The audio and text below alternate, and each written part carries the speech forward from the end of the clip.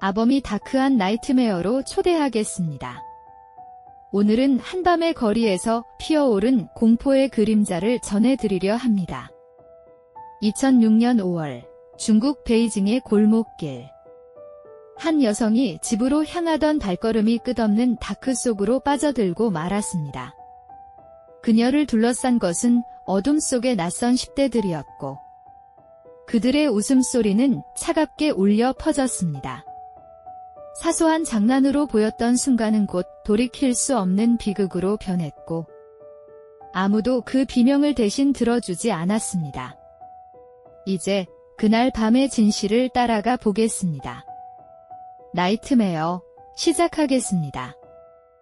베이징의 골목은 한낮의 소음이 사라지면 마치 다른 세상처럼 변합니다. 가로등 불빛조차 희미하게 깜빡이는 그 길을 한 여성이 홀로 걸어가고 있었습니다. 그녀는 회사 모임을 마친 남편을 마중 나가기 위해 나섰지만 몇 걸음마다 스치는 고요가 불길했습니다. 멀리서 들려오는 낮은 웃음소리는 설명할 수 없는 두려움으로 다가왔고 그녀는 본능적으로 발걸음을 재촉했습니다. 하지만 그림자 4개가 그녀의 앞을 막아섰습니다.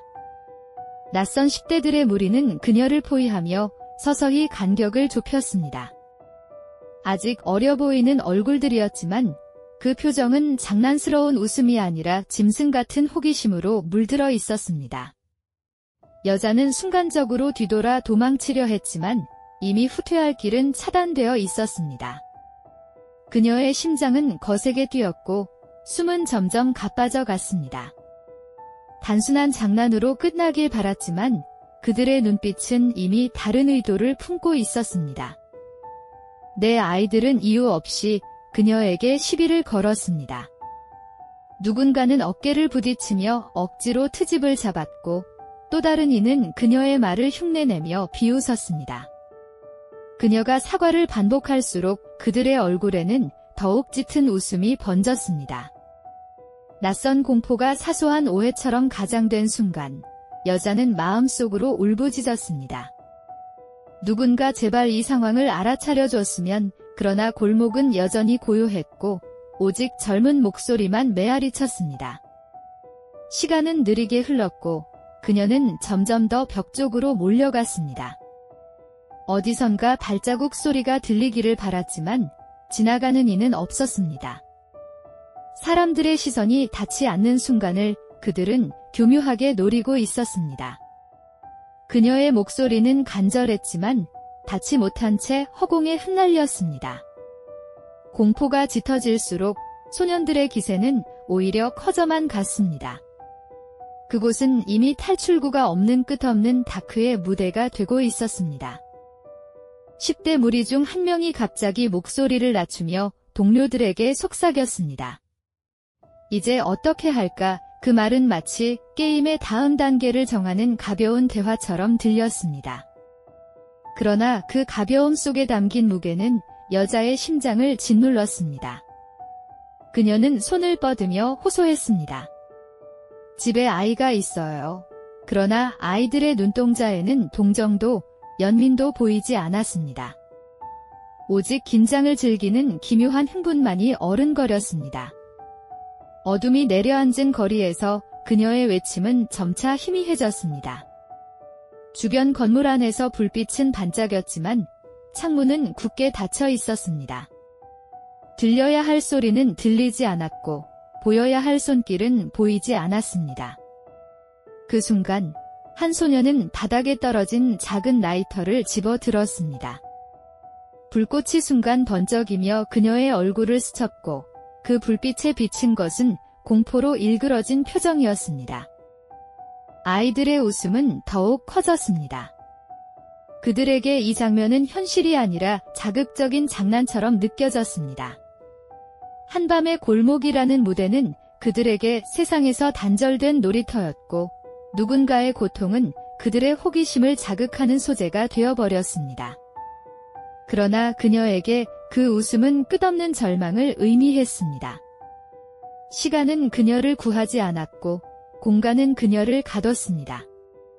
몇 시간이 흐른 뒤 새벽의 첫 기척과 함께 거리는 다시 살아났습니다. 그러나 그 길바닥에 남은 것은 침묵뿐이었습니다.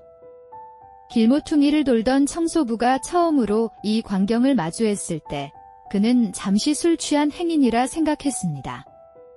그러나 가까이 다가가자 보이는 붉은 흔적은 모든 오해를 지워버렸습니다.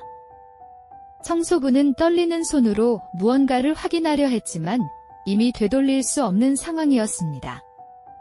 새벽녘의 차가운 공기 속에서 그는 주저앉아 외쳤습니다.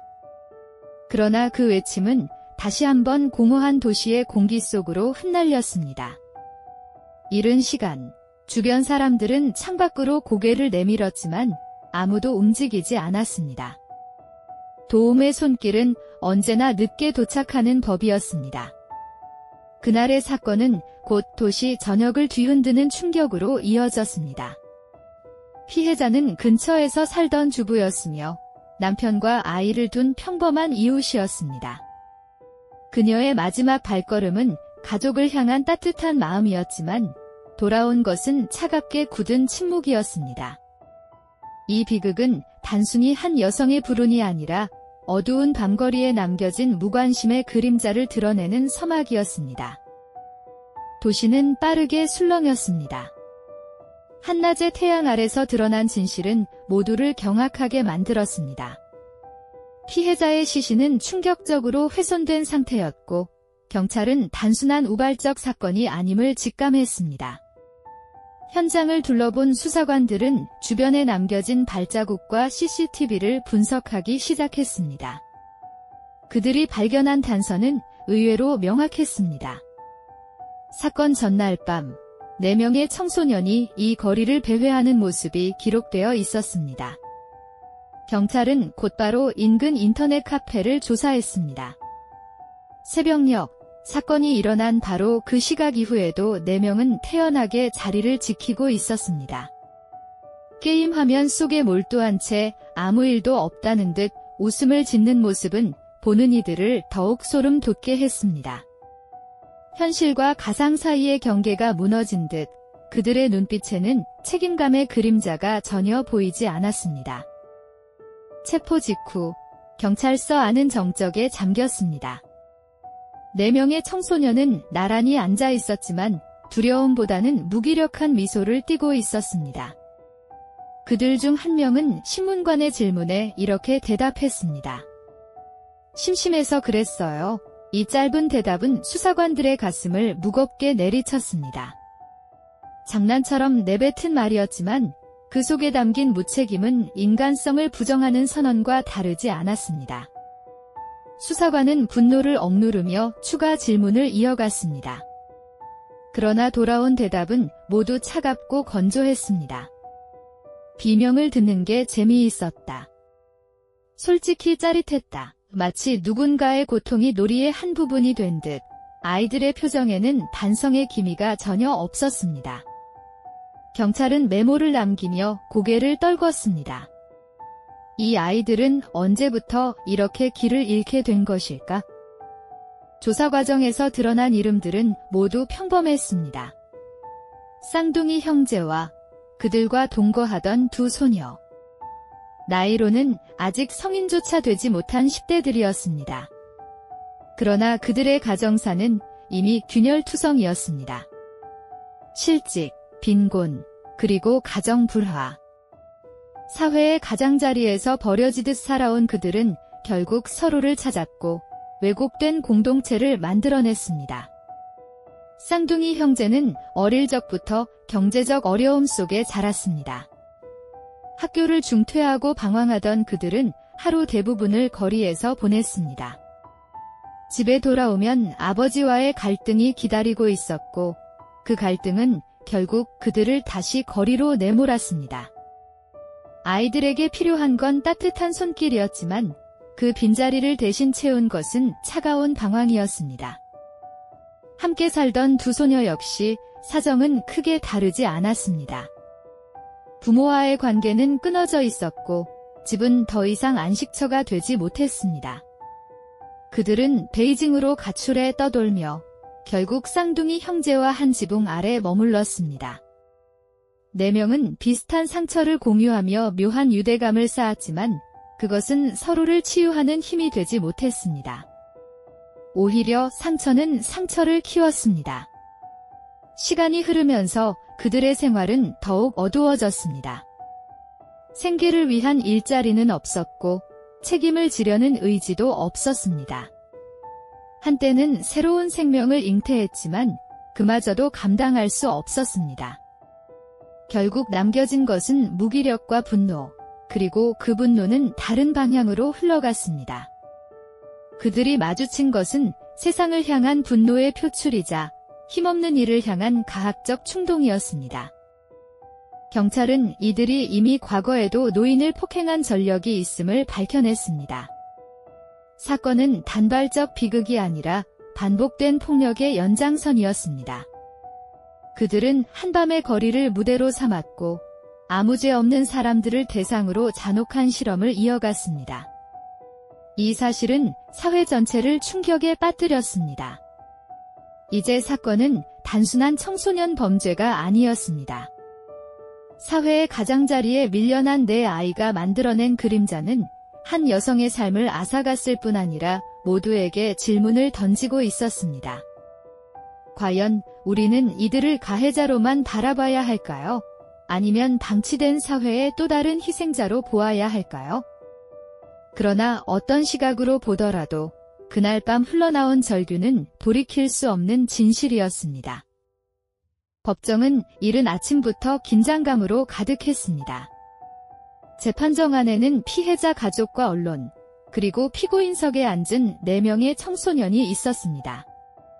아직 미성년의 얼굴을 한 그들은 담담히 판사를 바라보고 있었지만 그 시선은 무거운 현실을 이해하지 못하는 듯 보였습니다.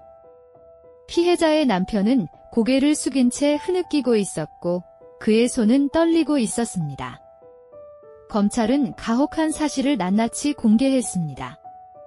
몇 시간 동안 이어진 폭행, 그리고 끝내 돌아오지 못한 피해자의 삶 증거는 명백했고 목격자들의 증언도 이어졌습니다. 그러나 판사의 표정은 쉽게 변하지 않았습니다. 법정은 사실만을 따져야 하는 곳이었고 감정의 무게는 판결문에 그대로 담길 수 없었습니다. 피고인들의 변호인은 다른 이야기를 꺼냈습니다. 그들은 살인의 의도가 없었다고 주장했습니다. 단지 장난이 과했고 통제하지 못했을 뿐이라는 논리였습니다. 죽일 생각은 없었다. 이 말은 피해자 가족의 마음을 산산조각 냈습니다. 그날 밤 사랑하는 이가 마지막 순간까지 살려달라 외쳤음을 가족들은 누구보다 잘 알고 있었습니다. 판사는 결국 소년법의 틀 안에서 결론을 내려야 했습니다. 4명 모두 미성년자였다는 사실이 그들의 형량에 결정적 영향을 미쳤습니다. 법정은 그들을 계획적 살인이 아닌 고해 상해와 강도 혐의로 판단했습니다. 결과는 9년에서 17년에 이르는 징역형. 방청석에서는 탄식이 터져나왔습니다. 너무 가볍다는 목소리가 가득했습니다. 피해자 가족은 눈물을 멈출 수 없었습니다. 그들에게 이 판결은 또 한 번의 절망이었습니다. 살인을 저질렀는데도 아이들이라는 이유로 이렇게 가볍게 넘겨진다고요? 피해자의 어머니는 법정을 떠나며 오열했습니다. 그녀의 흰머리는 단 하룻밤 사이에 더욱 희게 변해 있었습니다. 정의라는 이름의 무게가 너무도 가볍게 느껴지는 순간이었습니다. 한편 피고인 중 한 명의 아버지는 전혀 다른 반응을 보였습니다. 그는 자직 겨우 15인데 왜 이렇게 무거운 형량을 내리느냐고 항의했습니다. 이 한마디는 많은 사람들의 분노를 불러일으켰습니다. 피해자의 생명을 앗아간 사건에서조차 가해자의 나이만을 내세우는 태도는 사회적 책임의 단면을 드러냈습니다. 사건은 항소로 이어졌습니다. 주범으로 지목된 쌍둥이 형제 중 한 명에게만 형량이 늘어나 종신형이 선고되었고 나머지 3명의 형량은 그대로 유지되었습니다. 피해자 가족은 여전히 억울함을 호소했지만 더 이상 바꿀 수 있는 것은 많지 않았습니다. 법의 한계는 너무 명확했고 현실의 벽은 높았습니다. 사회는 이 사건을 두고 격렬히 논쟁했습니다. 청소년 범죄에 대한 처벌 강화가 필요하다는 목소리와 함께 동시에 사회적 배제 속에서 길을 잃은 아이들의 책임을 어디까지 물을 수 있느냐는 질문도 뒤따랐습니다. 사건은 단순히 범죄가 아니라 공동체가 외면한 어둠의 결과로 해석되기 시작했습니다. 언론은 피해자 가족의 슬픔과 분노를 전하며 또 다른 화두를 던졌습니다.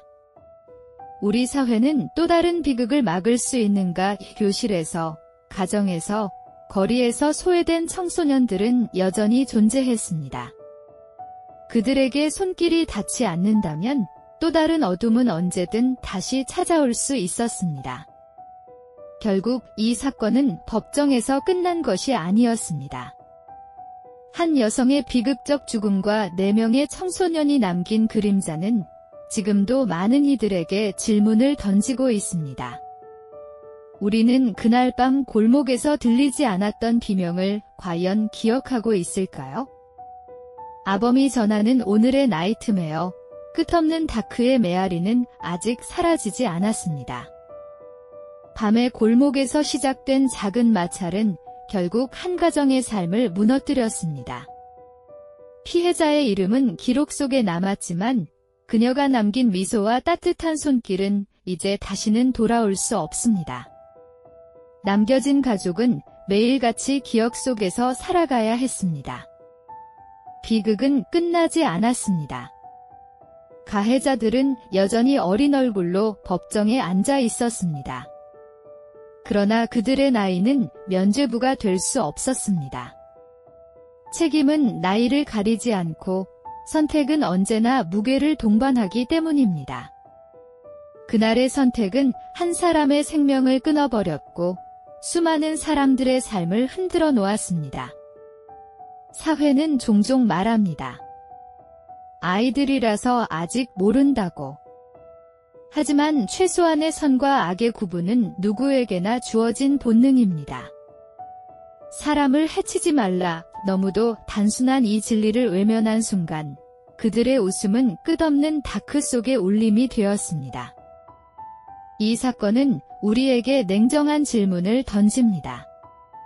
방치된 아이들이 모여 또 다른 어둠을 만들 때 우리는 어디에 있었는가?